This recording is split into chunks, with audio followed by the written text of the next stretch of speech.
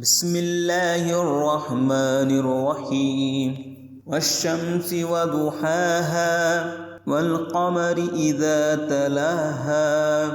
والنهار إذا جلاها والليل إذا يغشاها والسماء وما بناها والأرض وما طحاها ونفس وما سواها فألهمها فجورها وتقواها قد أفلح من زكاها وقد خاب من دساها كذبت ثمود بطغواها